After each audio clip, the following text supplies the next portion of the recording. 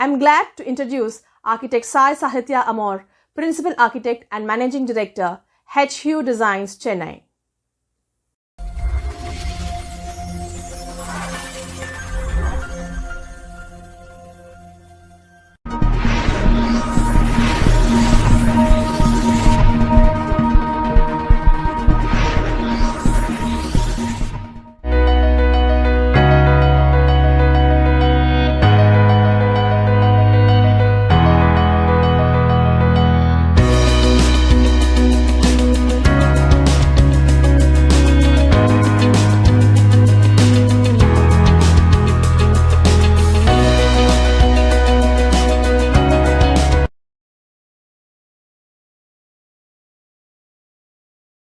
Hello everyone, a very good day to one and all present here.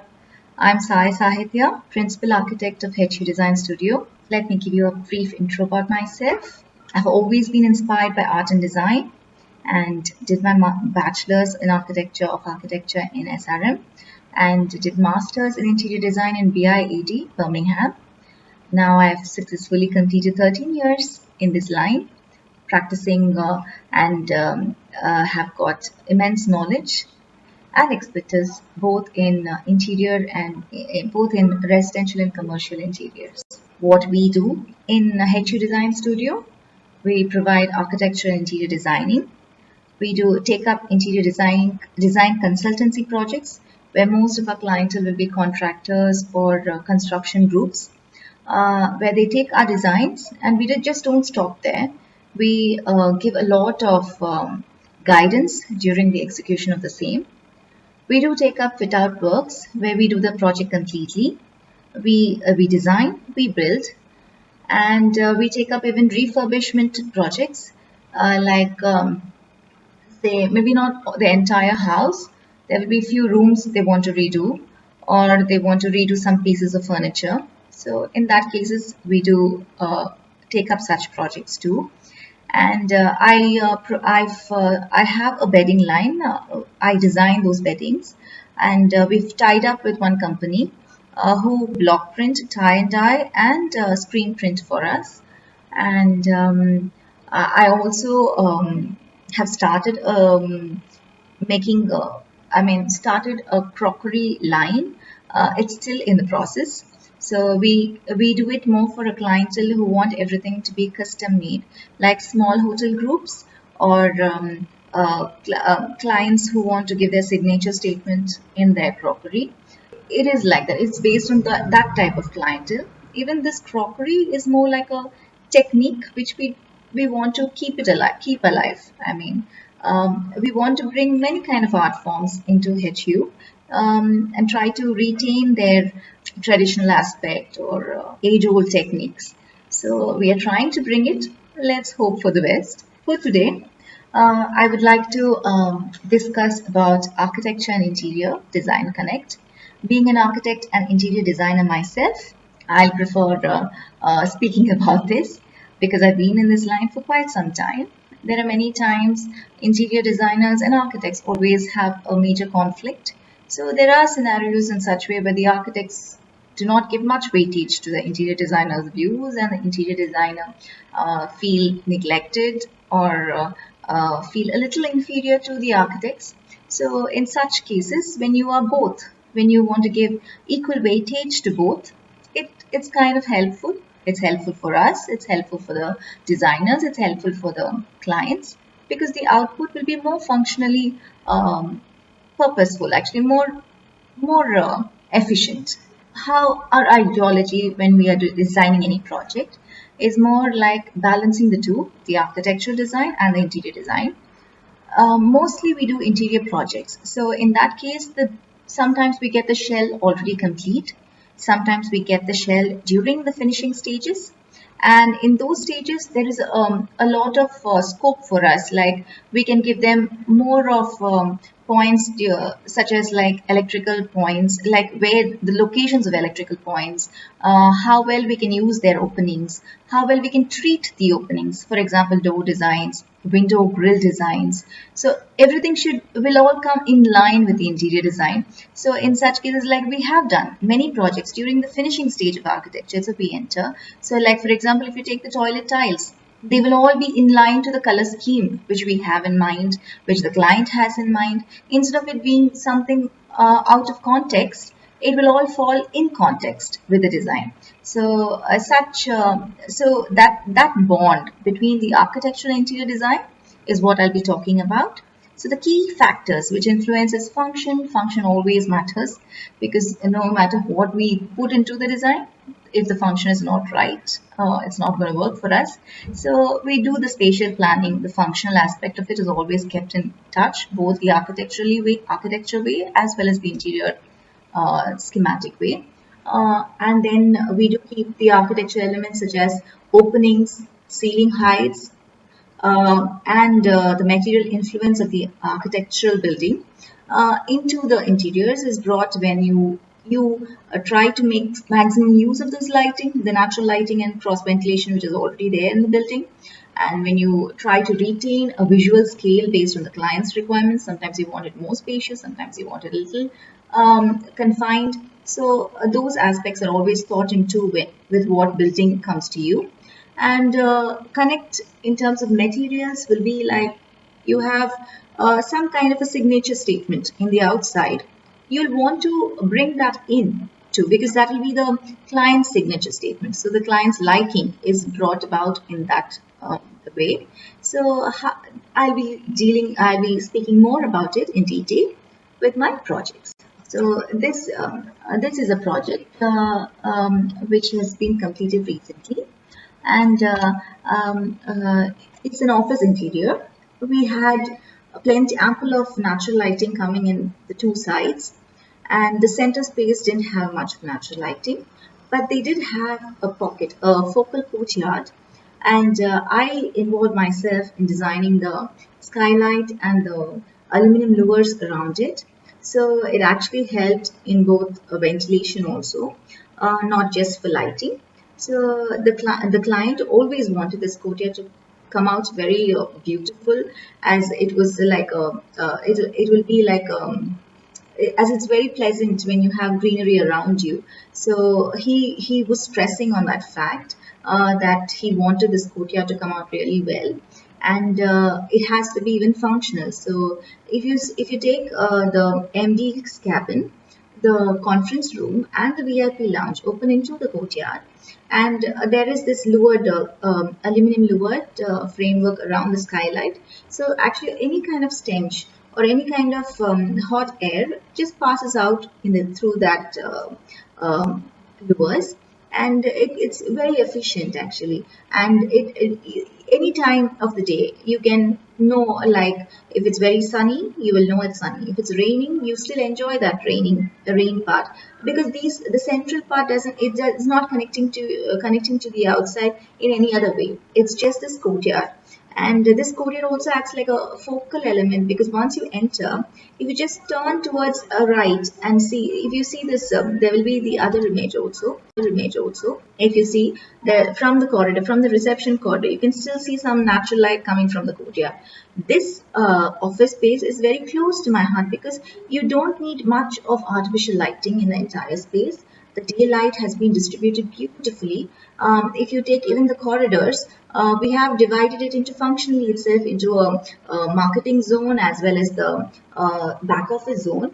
And how it works is like the natural light passes through that space very conveniently because of the glass partitions and low height partitions. We do not block it with the solid partitions just for decor perspective. So in that way, we blend both the architecture and the interiors. And the material finishes were also quite simple. They used marble flooring, they used tiles, but more in the public or the main areas we did use marble. And we tried to use a little more of darker veneers and laminates. Now this is another project. It's a residence in Adambakam, Chennai. Here what we did was, here the clientele wanted a signature statement. They wanted a more luxurious kind of ambience. So it is a 5,000 square feet bungalow. And so if you see the living room, we did have a little issue with the heights in the living room because it had a sunken slab just right over the central space where we are having seating. So what we did was we tried to retain the ceiling as close to the sunken slab so that the height is still there. And overall the room still looks quite large, spacious, and we use lighter tones. We just highlighted with little black lacquer, and we used marble for the entire house. For the other part, if you see, because they are very fond of stone, so we continued that stone aspect even into the interiors. If you take the dressing rooms, these two rooms are very confined spaces. They didn't want it to be very bright or anything, but they wanted it to look a little more spacious. So we did use reflective glass and lacquer glass to make it a little more spacious. If you take the other bedroom, which I have shown here, here we did use the window seating concept because we wanted to utilize that window quite a lot, and we did use mirrors to make the space look a little larger with a reflection. And we use lighter tones, but later they did change it to a little darker shades, but they retained the mirror and the sea. Being a residence where so many people of different natures actually live together, we had to design each space based on the person occupying the space. So that person's character had to come into the room. For example, if you take this bedroom, this belonged to a person who wanted it to be more dim lit, more like a home theater kind of experience. So we tried to do a lot of indirect lighting. We used darker tones of wallpaper and laminates, and a little more of upholstery. And this is how it's taking shape. We have bought the loose furniture and things like that. It is in the process of finishing. This, if you see the next room, this is the master bedroom, and her views and mine matched a lot, and it was fun designing her room because we almost all our thoughts were in line. So she wanted a brighter room, she wanted more reflective surfaces on the room, and we went to lacquer and laminates, and the seating is a very highlights that room very beautifully. It's like a very cozy corner. It's shaping up. It's coming out more beautiful than what it is there in the 3D. So we are waiting for it to take shape, and but it's all in the process. And overall, the space looks quite huge, very spacious, bright, well lit. So in similar lines, how we design a few of our other projects will be like, if you can see in this project, the first living room, we tried to use the open outdoor and indoor connecting areas. We highlight those. We try to give a little more greenery touch, or we highlight them with paneling round, so that it acts like a focal element, at the same time connects you and connects the outdoor to the indoor. We do some decorative partitions, which are just, does not only act like partitions, but actually give you the feeling of transitions, gives you the feeling of how we transition to a space, like from the living room to a little semi-private zone. So, but we add that one focal element like the wall decor or a lighting. In this, if you see, there is this rectangular or the diamond shaped painted panel which has the photos, but it is connected with the partitions. So, that's kind of a few design elements we try to add. There are also spaces like this beneath the staircase. Sometimes this comes in a secluded zone, or sometimes it comes along with the living room. When it comes along with the living room or a foyer, we try to highlight it as a decor feature. But if it is coming in a secluded zone, we do convert it into a storage space. The last one is a kitchen. It was designed specially for a special needs person. So, and they wanted a lot of family time, family gathering types over here, purpose here. So this seating, the bench, it was all designed so that there can be a little more people in the kitchen.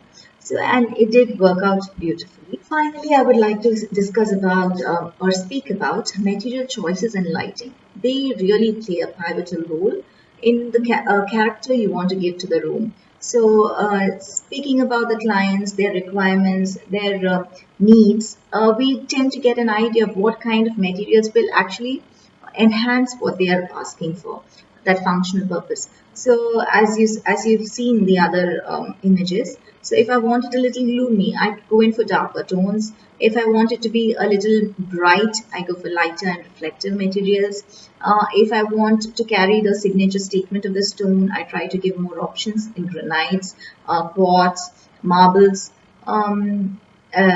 Korean, though it's not a stone, but yeah, it's kind of a finish. So, and then we do veneers, we do laminates. So we give them so many umpteen options. And in that, whichever is closer matched to what they have kept in mind, what we have given them as a design, we will use them. But they definitely play a very pivotal role in defining the room's character.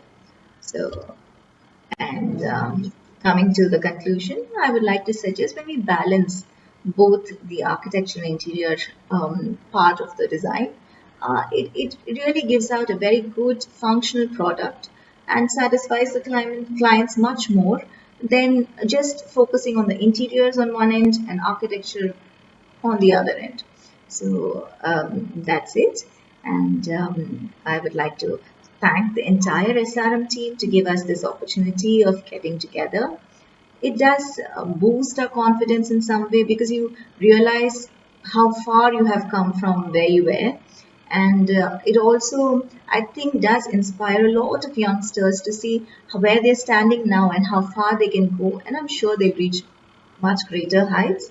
So wishing everyone all the best, as well as a big thank you to the entire SRM team. I would like to sign off.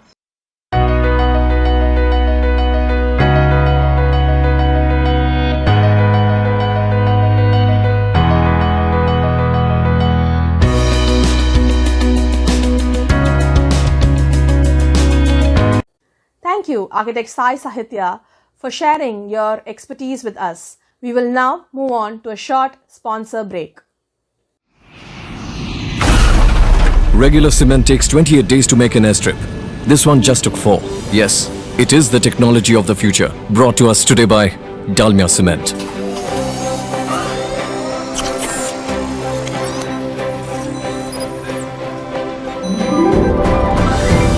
And I'm building my house with the same. Dalmia Cement. Future today. I'm a forest ranger and I don't allow any interference in the jungles. But this wildlife corridor was needed, so we built it with the world's greenest cement, Dalmia.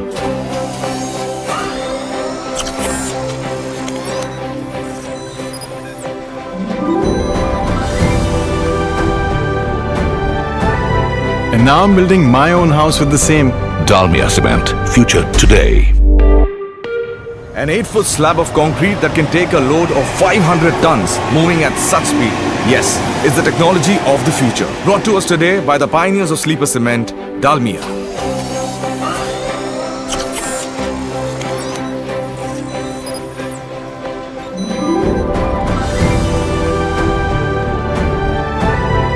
And I'm building my house with the same. Dalmia Cement. Future today.